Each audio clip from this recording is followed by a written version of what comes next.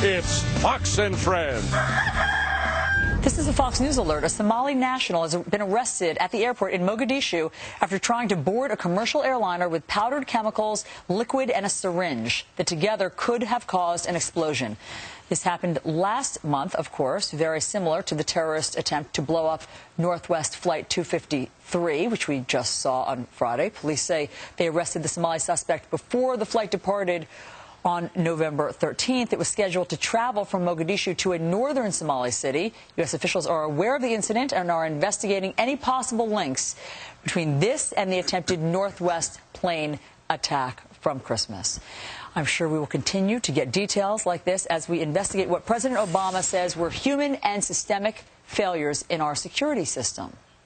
There was a mix of human and systemic failures that contributed to this potential catastrophic breach of security. That was President Obama speaking from his vacation in Hawaii. But as commander-in-chief of the country, should the president be pointing fingers when it comes to national security? We have a panel to debate this today. We have chairman, CEO, and the editor-in-chief of Forbes Media, Steve Forbes, former pollster to President Clinton, Bernard Whitman, and New York Post columnist Robert George. Gentlemen, thank you so much for joining me. Steve, let me start with you. How do you think President Obama has handled what we saw happen on Christmas Day with this averted attack? Well, he finally corrected what happened over the weekend when his own Homeland Security Secretary was saying, oh, the system worked, when manifestly it did not work. And I think that he has to examine how many times did we catch suspects, why didn't it happen this time, and also why he's at it. Let's get to the passenger side. Why subject passengers to all of this petty stuff that you can't go to the bathroom for the last 5 hours of a flight? That's not going to fight this terrorism. Right, it's so reactive instead of proactive. But Bernard, brain-dead bureaucratic response. We've seen it so much since 9/11. But Bernard, the president says it's a systemic failure, and I think people would agree with that. But he's the president. Why isn't he telling the CIA and the FBI to begin connecting the dots and talking to each other? Well, while I would have liked to see the president come out a few days earlier, I think he gave a refreshing and appropriate blast of honesty. He said, look, there were human failures, there were systemic failures, and what this shows is that with the extraordinary amount of data and information that we are collecting, we still, 8 years later, have a problem getting it all together, integrating it, and getting it out to the right people. And Robert, in fact, President Obama was critical of President Bush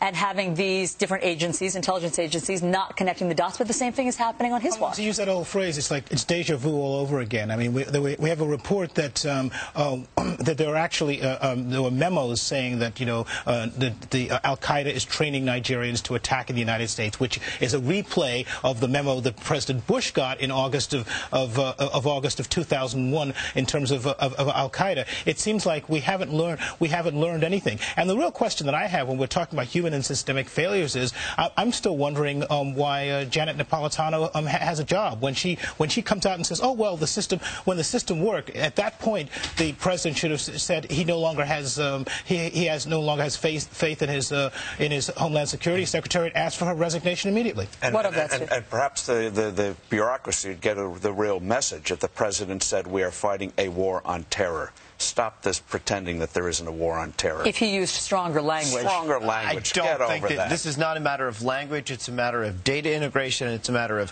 systems change to be able to get the information that's there to the right people to make action. It's not about words. But no, it is about words, because words have meaning. And I think if the public hears from the president saying this is serious, there's a war going on, and I'm committed to winning this war, whether it's over there or over here, I think that would be more refreshing to people who are having to go through all these additional pat-downs in the middle of airports over the holidays. Guys, sorry to interrupt. Stick around. Be tried as terrorists, not as civilians. All right, we're going to continue to talk with all of you guys. President Obama gave himself a solid B+ for his first year in office. The political panel is going to stick around to give us their report card next.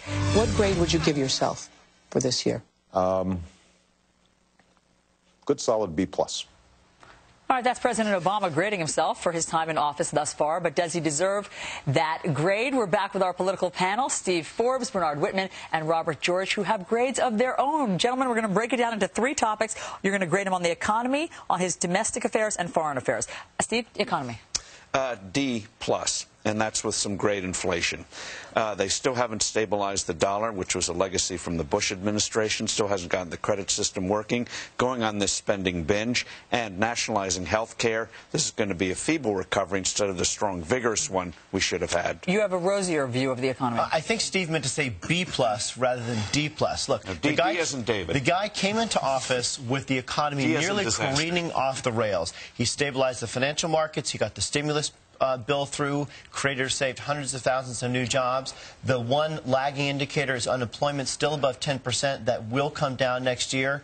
And for that, I give him a B+. Robert, you'll be the tiebreaker. Well, I'll give him a D as well. I think that I might give him a C for creativity with that statistic of created or saved jobs, which can mean anything. Look, by their own admission, the stimulus package was designed to keep unemployment below 10%. It's got above 10%. So I think by their own admission, that hasn't worked. And the fact that they've done these mini stimulus afterwards is proof of that. All right, let's move to how he's doing on the domestic policy. Let's start with you, Bernard. What do you think? I would give him a solid B. I would have rather the president submit his own plan for health care rather than leave it up to Congress where it can suffer death by 1,000 cuts. But the truth is, presidents since Teddy Roosevelt have tried to get health care through. We've passed in the Senate. We've passed in the House. It's going to conference. I think we'll get it done. It won't be done, obviously, this year.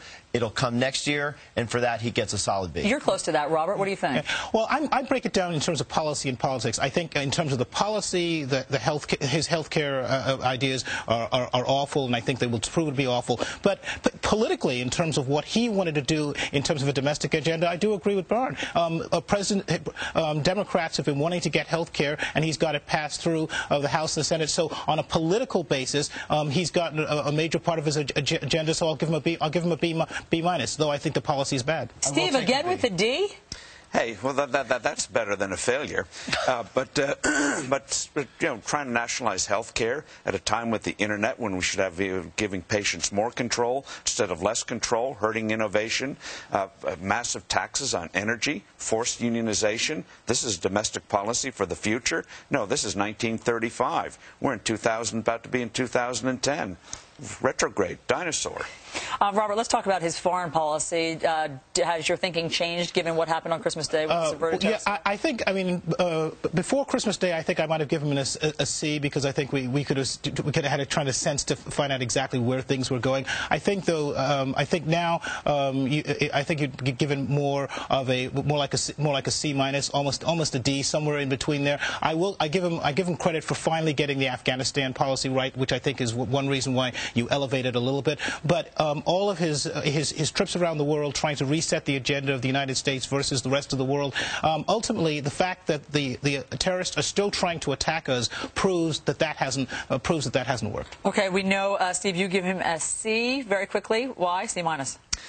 Because of the Afghan speech, but going around the world apologizing for the U.S., not having a strong foreign policy. But the real grade's going to come how he handles Israel and Iran, which I think is going to explode next year. And Bernard, you love the B's. Does that have to do with your name? Absolutely. B is my letter. But look, the guy has made some inroads with nuclear nonproliferation.